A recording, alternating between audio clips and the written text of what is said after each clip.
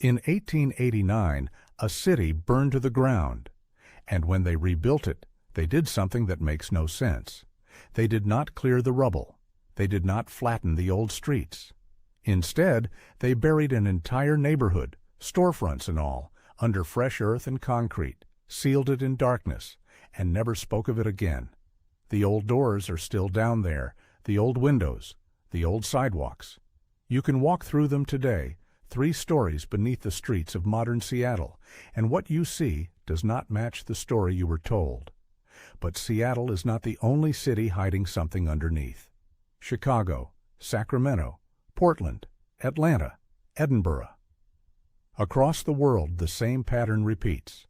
Streets were raised, first floors were swallowed, and the official reason always sounds logical on the surface until you start asking the questions nobody wants to answer. Welcome to Epoch Reset. I am Elliot Carter, and this is the investigation I have been waiting to share with you. If you have not already, hit that subscribe button now, because what we are about to uncover goes far deeper than any textbook will tell you. I promise you, by the end of this story, you will never look at a city sidewalk the same way again. And somewhere in the middle of all of this, there is one detail, one small piece of evidence found during a modern excavation that changes everything. But we will get to that. Right now, let us start with what happened in Seattle, and let us see if the official version holds up. On the 6th of June, 1889, at approximately 2:20 in the afternoon, a pot of glue boiled over in a small carpentry shop in downtown Seattle. The fire started small, a single flame in a single room.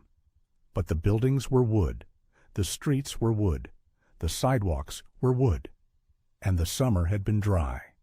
Within minutes, the blaze jumped from building to building. Within hours, 25 entire city blocks were reduced to ash and smoking rubble. The entire commercial district was gone. Wharves along the waterfront collapsed into Elliott Bay. According to the report published by the Los Angeles Daily Herald the very next day, June 7, 1889, the city was described simply as being in ashes. The Seattle Post-Intelligencer, in its own coverage, recorded that the fire consumed roughly 120 acres of the city core, destroying every major business, hotel, and bank in the downtown area. This was not a minor fire. This was the complete erasure of everything Seattle had built in its first 4 decades of existence. And here is something most people overlook. The fire burned hot enough and long enough to destroy virtually everything above ground. But beneath the ground, the foundations remained. The basements remained. The underground connections between buildings remained. The fire took the surface, but it could not reach what was underneath. Now, the official story tells us that after the fire, city leaders made a bold decision. They would rebuild the downtown area, but they would raise the streets by as much as 22 feet in some places. The reason, we are told, was practical. Pioneer Square, the heart of Old Seattle, had been built on filled-in tidelands near Elliott Bay. The ground was low and marshy. At high tide, the sewers backed up. Flooding was constant. Raising the streets, the story goes, would solve the drainage problem once and for all. And so the work began. New retaining walls were built along both sides of the streets. Then, using sluices that washed soil and gravel from nearby hillsides, workers filled in the gaps. The streets rose, some by 12 feet, others by nearly 30. And as the streets went up, the original ground floor storefronts went down, swallowed into darkness beneath the new sidewalks. And here is where the story begins to crack ever so slightly. Think about what was just decided. An entire city center, freshly devastated by fire, was going to be rebuilt not at the same level, but 1 to 2 full stories higher. That means every new building would need to be constructed with the understanding that its ground floor would eventually be underground. Every doorway, every shop entrance, every window on the first level would be designed to disappear. That is not a normal rebuilding plan. That is a plan to create a permanent underground layer. Here is the first thing that does not sit right. The buildings were not demolished. The original first floors, complete with doors, windows, and facades, were simply left in place. Merchants were told that their ground floor was now a basement. The new street level would be 1 story higher. And for a while, pedestrians had to climb ladders to move between the old sidewalk level and the new road. Imagine that.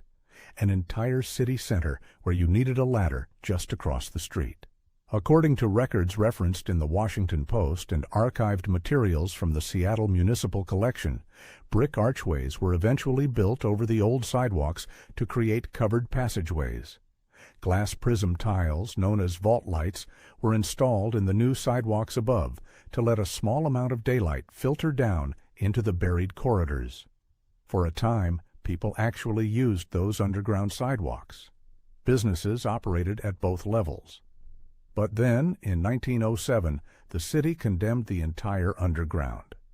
The official reason was fear of bubonic plague, conveniently timed just 2 years before Seattle was set to host the Alaska-Yukon Pacific Exposition in 1909. The underground was sealed off. The old storefronts were abandoned. Some became illegal gambling halls. Others became opium dens or shelters for the homeless. And for decades, the whole thing was forgotten. It was not until 1965 that a local historian named Bill Speidel created the first formal underground tour, allowing the public to walk through the buried passageways of Pioneer Square for the first time in nearly 60 years. And what visitors found down there was unsettling. Perfectly preserved storefronts, old bank vault doors, tile floors, the remains of what had clearly been a thriving commercial district just sitting there in the dark, untouched. Now, here is where it gets interesting. The official narrative frames all of this as a triumph of civic engineering, a city that literally rose from the ashes. And maybe that is all it was. But there are details that nag at you if you pay attention. First, the sheer volume of material. Raising 25 city blocks by 12 to 30 feet requires an enormous quantity of earth and fill. The historical record tells us that sluices were used to wash dirt from the surrounding hills. But the hills of Seattle are not infinite. The Denny Regrade Project, which began in the early 1900s to level some of those very hills, was considered one of the largest earth-moving projects of its era, and it took decades. Yet somehow in the 1890s enough material was available and transported, largely by horse-drawn equipment, to bury an entire city center in a remarkably short period of time. Some accounts suggest large portions of the fill work were completed within just a few years of the fire. Second, the decision to preserve rather than demolish. If you are raising streets for sanitary reasons, why leave the old structures intact beneath them? Demolition would have been simpler and cheaper. Instead, they went through the extraordinary effort of building retaining walls, sealing off passageways, and installing glass skylights in the new sidewalks above, as if they expected the underground level to remain accessible. And then they sealed it all off anyway. What do you think is really going on here? Does the simplest explanation satisfy you, or does this feel like something that was carefully buried? Tell me in the comments, because Seattle is only the beginning. Let us move to a city that did something even more audacious. Now let us cross the continent and go back a few decades earlier, because what happened in Chicago makes Seattle look like a minor renovation project. In the 1850s, Chicago was drowning, not in a metaphorical sense. The city, built on a flat, swampy plain on the southwestern shore of Lake Michigan, was literally sinking into mud. The streets, unpaved and sitting only 4 to 6 feet above the lake level, turned into impassable bogs after every rainstorm.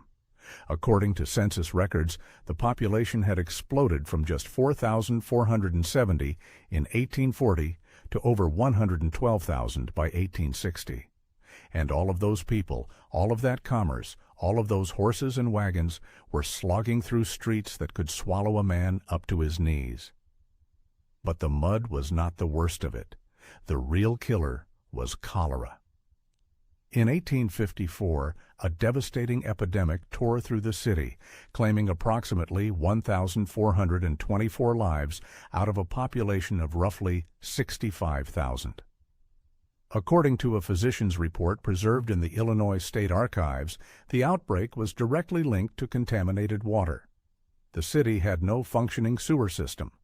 Waste simply pooled in the streets and seeped into shallow wells and into Lake Michigan, which was also the primary source of drinking water. The city was, in the most literal sense, poisoning itself. A report preserved by the Illinois Secretary of State Records that doctors at the time traced the epidemic directly to contaminated water supplies, noting that mortality rates were highest in low-lying neighborhoods where floodwaters mixed freely with sewage. Children and recent immigrants were disproportionately affected, with entire families wiped out in the densely packed wards near the Chicago River. Enter Ellis Sylvester Chesbrough, a civil engineer who had previously designed the water system for the city of Boston. Appointed as Chicago Chief Sewer Engineer in 1855, Chesbrough proposed something that had never been attempted on this scale. He would build an entirely new sewer system above the existing street level, using large brick conduits up to 6 feet in diameter. Then he would raise the entire city, streets, sidewalks, and buildings alike, by 4 to 14 feet to cover the new sewers and create the necessary slope for gravity-fed drainage into the Chicago River. The scale of this undertaking is difficult to comprehend.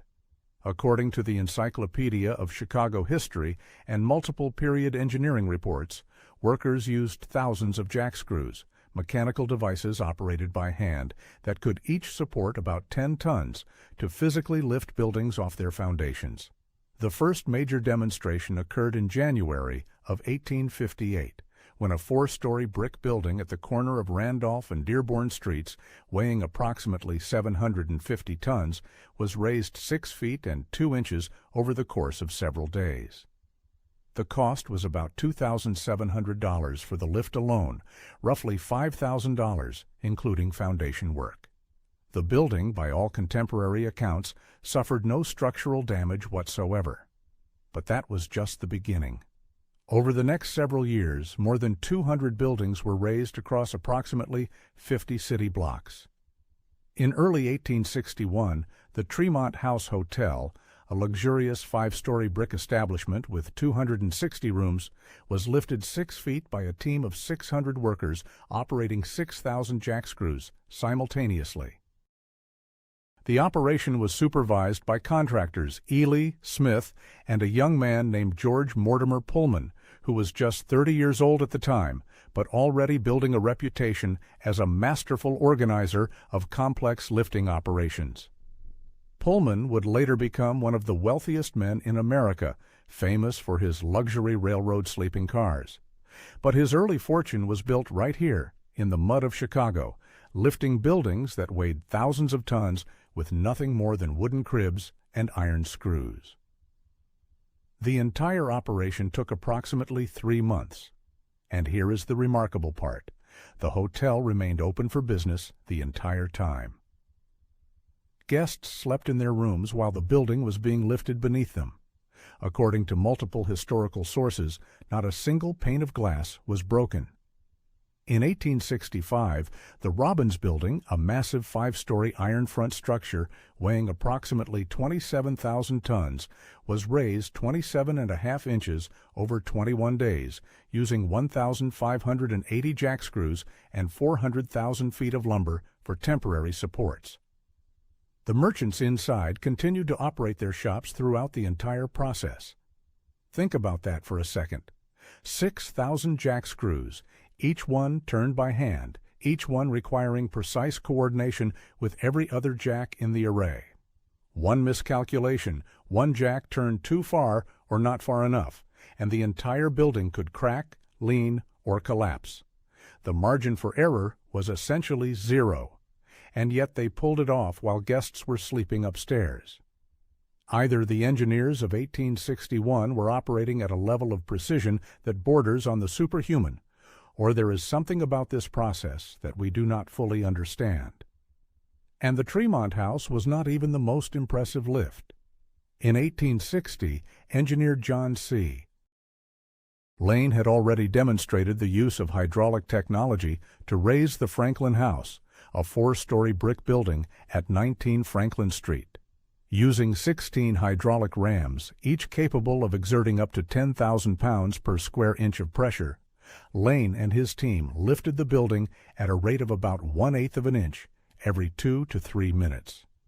According to reports from a public demonstration held on April 30, 1860, the system could accomplish in hours what the manual jackscrew method took days or weeks to complete.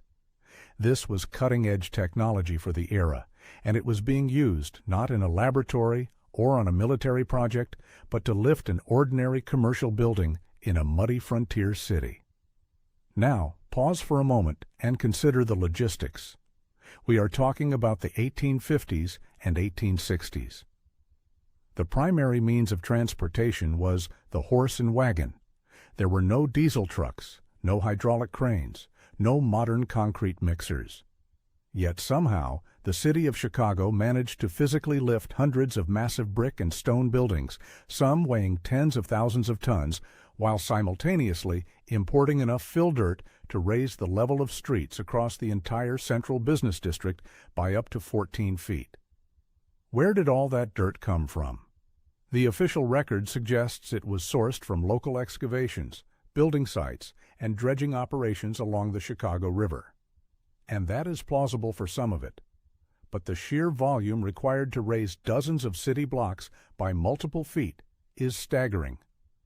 Period accounts note that even with horse-drawn wagons running constantly, the process of filling streets was painfully slow.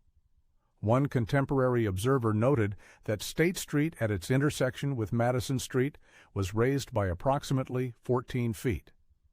Try to imagine the mountain of earth required to fill even a single city block to that depth, and then multiply it by 50. Some historians have pointed out that the fill material was not uniform. Archaeological examinations of subsurface layers beneath Chicago streets have revealed a mix of clay, rubble, construction debris, and what appears to be pre-existing structural material, not the clean, sorted fill you would expect from a planned engineering project. The record suggests that some of this material may have come from demolished or collapsed structures, but the accounts are not entirely consistent. And then there are the sunken homes. Today, in neighborhoods like Pilsen and Bridgeport on the south side of Chicago, you can still find houses that sit several feet below the current street level. Their front doors open onto what are essentially pits, with stairs leading down from the sidewalk. These are not basements.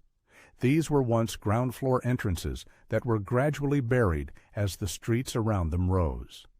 According to a WGN News investigation, many of these homes were never raised, either because their owners could not afford the cost or because the work was done unevenly across the city. The result is a patchwork of old and new ground levels, a visible scar of the raising that was never fully resolved. If you are finding this investigation as strange as I am, do me a favor and subscribe to EPOCH RESET so you do not miss what comes next. Because we are about to follow this trail to a city that literally drowned before it was buried. Let us leave Chicago for now, but keep those questions in mind, because they are about to multiply.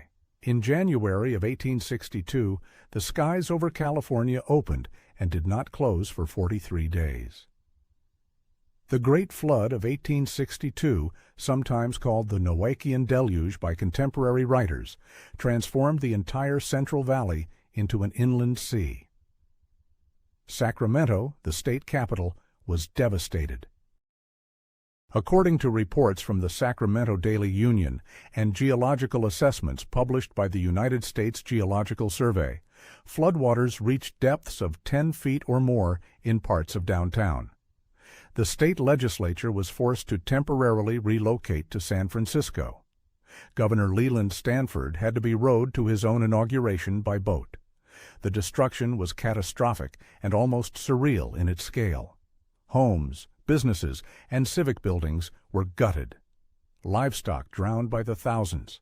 Entire communities in the Central Valley were swept away. A report filed by the United States Army Corps of Engineers described the Sacramento Valley as resembling an enormous lake stretching from the Coast Range to the Sierra Nevada foothills, more than 300 miles long and 20 miles wide. The economic damage adjusted for the era was staggering, wiping out roughly a quarter of the taxable property in the state of California. The city, which had already suffered repeated floods throughout the 1850s, faced an existential choice: abandon the site or find a way to rise above the water. They chose to rise. Beginning in 1864, according to municipal records and accounts compiled by the Sacramento History Museum, the city embarked on a massive street-raising project. The goal was to elevate the downtown core by approximately 9 to 12 feet, placing it safely above the known flood line. Property owners were required to raise their buildings accordingly or face having their ground floors buried beneath the new grade. The process was similar to what had been done in Chicago. Streets were lined with retaining walls. Fill material, largely dirt, rubble, and debris, was packed between the walls and compacted. Buildings that could be raised were lifted on jacks. Those that could not were simply absorbed. Their first floors became basements. Their second floors became the new ground level. And once again, the old level was sealed off, but not destroyed. Beneath modern Sacramento, particularly in the old Sacramento district along the waterfront, there exists a network of buried spaces, hollow sidewalks, old storefronts, and passageways that represent the original city.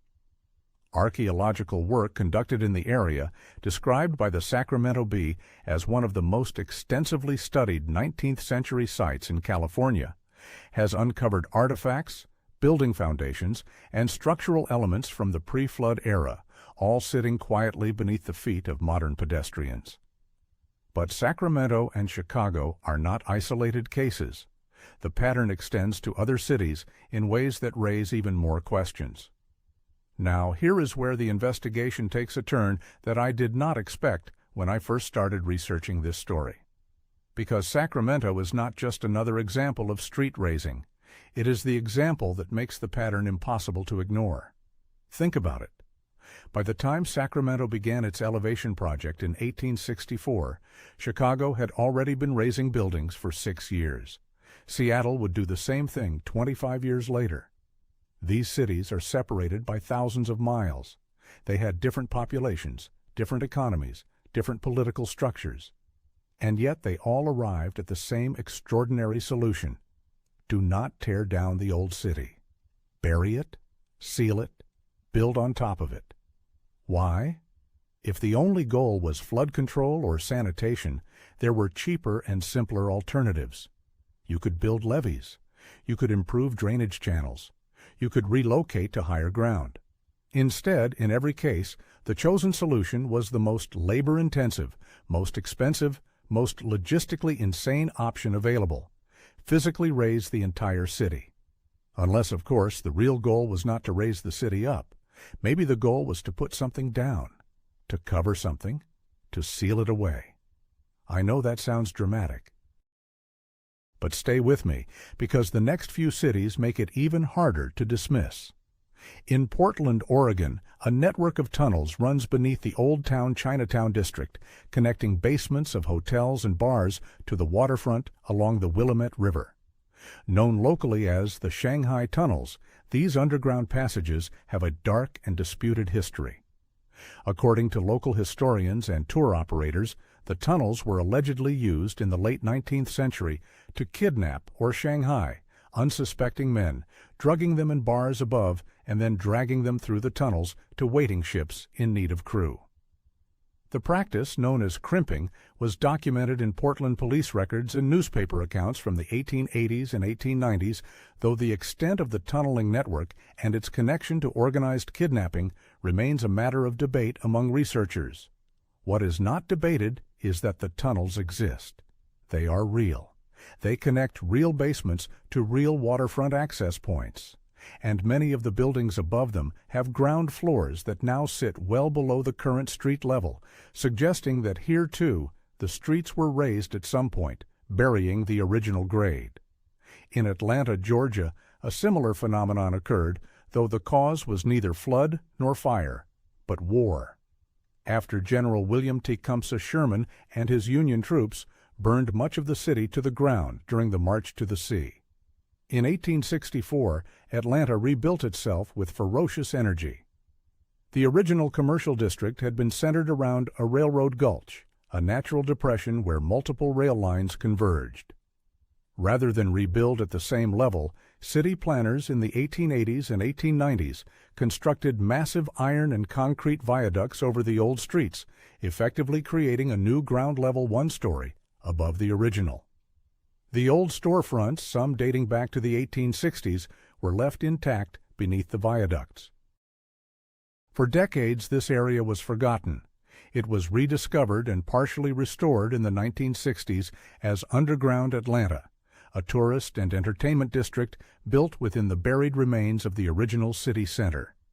Each of these cities tells us the same thing. Beneath the modern surface, there is another city, a preserved, sealed, forgotten city. And in each case, the sealing happened quickly, the forgetting happened even faster, and the rediscovery, when it came, was treated as a curiosity rather than a crisis. And then there is Edinburgh. The Scottish capital has its own buried world, though it predates the American examples by nearly a century. The Edinburgh vaults, constructed in 1788 beneath the South Bridge, originally served as storage spaces, workshops, and taverns.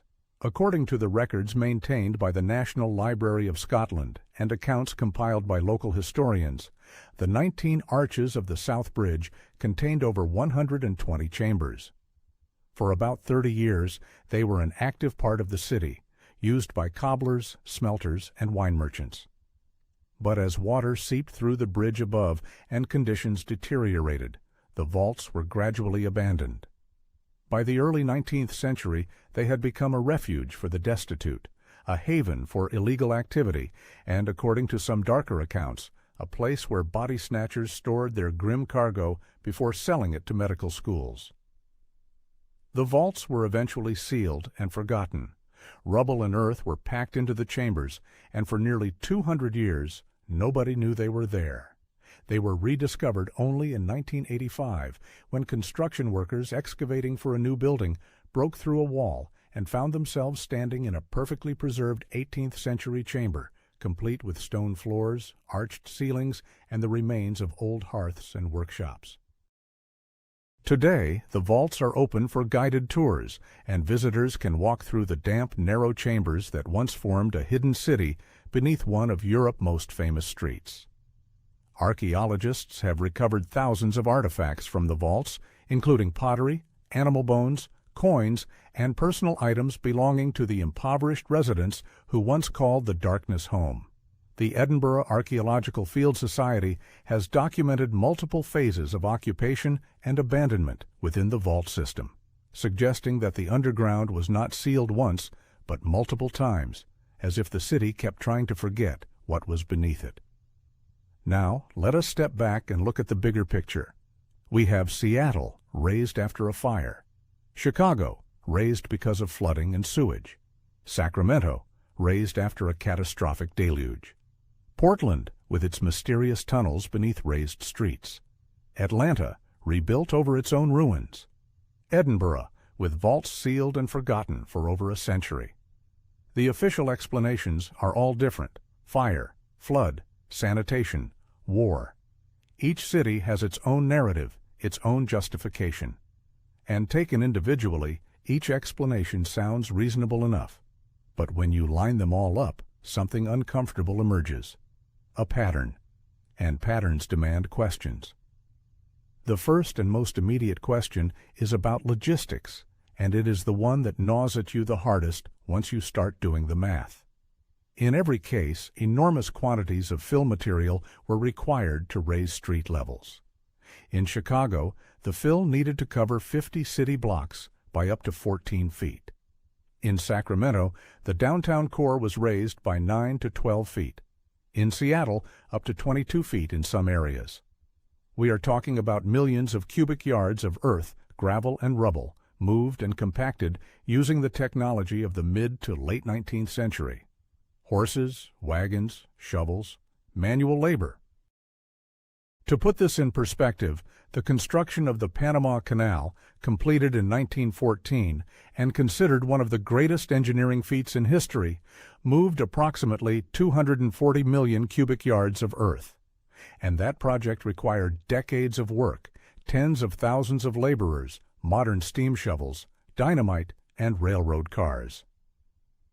The combined volume of fill needed to raise multiple American cities in the same era using far more primitive tools is not a trivial fraction of that number.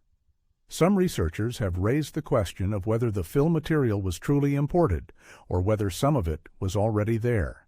In other words, were these cities raised on top of something, or were they raised out of something? Were they building up, or were they covering over? The second question concerns what lies beneath the fill. During modern construction and excavation projects in these cities, workers have occasionally uncovered surprises. In Seattle, the underground tour reveals storefronts with intact facades, tile work, and even remnants of old signage. In Chicago, archaeological digs have turned up layers of material that do not correspond neatly to the official construction timeline. In Sacramento, excavations in the Old Town District have revealed building foundations and artifacts that predate the officially recognized settlement period of the Gold Rush era. Now, I want to be careful here. The presence of older material beneath a city does not automatically prove a conspiracy. Cities are built in layers. Older structures are routinely demolished and built over. That is the normal process of urban development. But what is unusual about these cases is the degree of preservation. In Seattle, the underground storefronts are not crushed rubble. They are intact spaces with recognizable architectural features. In Chicago, the sunken homes in Pilsen and Bridgeport still have their original doors and windows, just several feet below where the sidewalk now sits. These are not ruins. They are preserved environments, sealed in time. And that leads to the third and most provocative question, the one that keeps me up at night when I think about this investigation. Why preserve them at all? If the goal was purely practical, raising streets for drainage or flood prevention, the most efficient approach would have been to demolish the old structures down to their foundations, compact the rubble, and build fresh on the new grade. That is, in fact, what happens in most modern engineering projects. You clear the site. You start clean.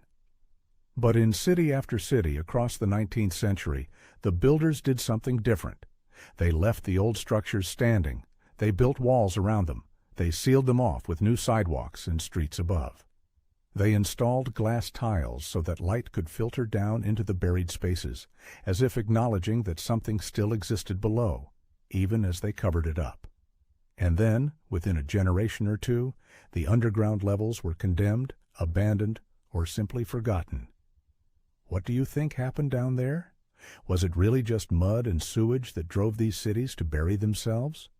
Or was there something about the original ground level, something about what was already there that made it easier to cover than to explain? Drop your thoughts in the comments. I want to hear every theory, because there is one more layer to this story, and it might be the most disturbing one of all. Here is where we go deeper, literally and figuratively, because when you dig deep enough beneath any of these cities, you eventually hit a layer that does not belong. Engineers and archaeologists have documented this in various forms across multiple sites, though interpretations vary widely. In some cases, it is a stratum of unusually dense, compacted material that does not match the known geological profile of the area. In others, it is fragments of masonry, brick, or work stone found at depths that are difficult to reconcile with the accepted construction history of the city above. In Chicago, the Encyclopedia of Chicago History notes that the fill material used to raise streets included a mix of clay, rubble, construction debris, and unspecified structural material. Some archaeological assessments have noted that certain subsurface layers contain what appears to be pre-existing construction material, fragments that were not freshly produced but seem to have been part of an earlier built environment. The record on this point is unclear, and mainstream historians generally attribute such findings to the reuse of demolished building material as cheap fill. That is a reasonable explanation. But it is also an explanation that conveniently avoids asking where that material originally came from and what it was part of before it was broken up and buried. In Sacramento, archaeologists working in the Old Town District have uncovered artifacts and building foundations at depths that challenge the standard timeline. According to assessments described in regional academic publications, some of the material found beneath the raised streets predates the commonly accepted founding period of the city during the gold rush of 1848 and 1849. The official interpretation is that these are remnants of early undocumented settlements or indigenous habitation sites.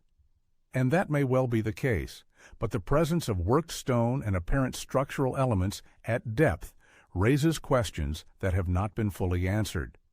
And in Seattle, the underground tour itself reveals something subtle but significant. The storefronts beneath Pioneer Square are not crude, hastily built frontier structures. Some feature decorative brickwork, arched doorways, and what appear to be carefully finished facades. These are the details of established, confident architecture, not the improvised buildings of a young frontier town that had existed for only a few decades before the fire of 1889. Some observers have noted that the level of craftsmanship visible in the underground does not easily match the narrative of a rough-hewn settlement that was only incorporated as a city in 1869, just 20 years before the fire. Now, accounts differ on this point. Mainstream architectural historians argue that Seattle builders in the 1870s and 1880s were perfectly capable of producing high-quality masonry work, drawing on skills and styles imported from the eastern United States and Europe. And they are correct that skilled craftsmen were present in the Pacific Northwest during this period. The question is not whether skilled builders existed. The question is whether the underground structures are entirely consistent with the known timeline and building records of the city, or whether there are anomalies that deserve closer examination.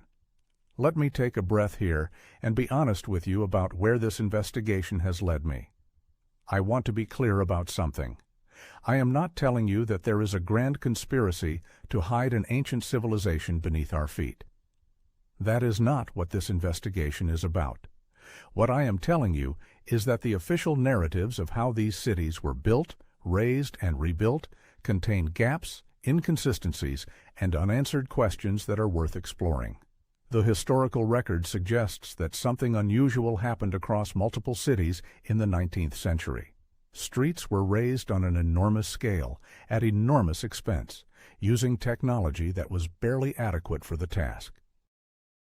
And the old levels were preserved rather than destroyed, sealed rather than cleared, and then forgotten for decades until curious explorers stumbled upon them again. The simplest explanation is that these were practical engineering projects driven by real problems: flooding, fire, disease. And that explanation covers most of the evidence. But it does not cover all of it. And in any serious investigation, it is the unexplained edges that matter most. It does not explain the remarkable preservation of underground spaces that should have been demolished. It does not fully account for the staggering logistics of moving millions of tons of earth with horse-drawn carts. And it does not address the anomalous materials found at depth during modern excavations. Some sources claim that the rush to bury these old levels was not just about sanitation or flood control, but about erasing evidence of a previous built environment that did not fit the accepted historical narrative. We cannot confirm this, but we can observe that in every case the burying was done quickly, the old levels were sealed off decisively, and public memory of what existed below faded with remarkable speed. There is one more detail I promised you at the beginning, and I have saved it for now because I wanted you to have the full context before you heard it.